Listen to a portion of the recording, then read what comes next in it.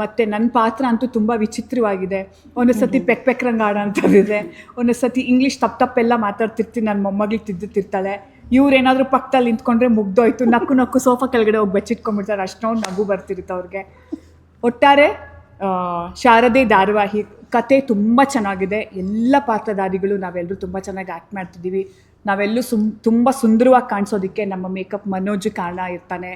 ನಾವೆಲ್ಲ ಚೆನ್ನಾಗಿ ಕಾಣ್ತಿರ್ತೀವಿ. ನಮ್ಮ ಕ್ಯಾಮ್ರಾಮನ್ ಸರ್ಗಳು, ಆಮೇಲೆ ನಮ್ಮ ಪ್ರೊಡಕ್ಷನ್ ಹುಡುಗರು, ನಮ್ಮ ಲೈಟ್ ಬಾಯ್ಸು, ಪ್ರತಿಯೊಬ್ಬರದು ತುಂಬ ಶ್ರಮ ಇದೆ ಇದರಲ್ಲಿ. ಅದಕ್ಕೆ ನಾವಿವತ್ತು 500 ಕಂತುಗಳನ್ನ ಪೂರೈಸೋಕ್ಕೆ ಕಾರಣ ಆಗಿರೋದು. ಎಲ್ರಿಗೂ ಧನ್ಯವಾದ.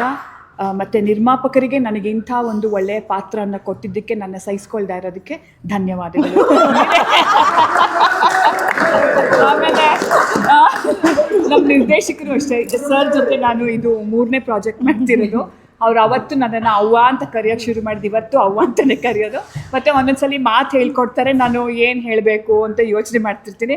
ಇದೇ ಹೇಳ್ಕೊಟ್ಟಿರ್ಬೋದು ಅಂತ, ಅವ್ವ ನೀನು ಏನಾದರೂ ಮಾಡು, ನಾನು ಇದನ್ನೇ ಹೇಳೋದು ಅಂತ ಮಾಡ್ತೀಯಲ್ಲವ, ಹೇಳವ ಅದೇನು ಹೇಳ್ತೀಯ ಹೇಳವ ಅಂತಾರೆ. ಎಲ್ಲರೂ ನಗ್ತಾರೆ. ಅವರು ನಿರ್ದೇಶಕರು ಅನ್ನೋ ಅಹಂಕಾರ ಆ ಥರದ್ದೆಲ್ಲ ಯಾವುದೂ ಇಲ್ಲ. ನಮ್ಮಂತೆಯೇ ಸಾಮಾನ್ಯವಾಗಿ ಅವರು ತುಂಬ ಚೆನ್ನಾಗಿ ನಮ್ಮ ಕೈಯಲ್ಲಿ ಎಲ್ಲರ ಕೈಯಲ್ಲೂ ಕೆಲಸ ತೆಗೆಸ್ತಾರೆ.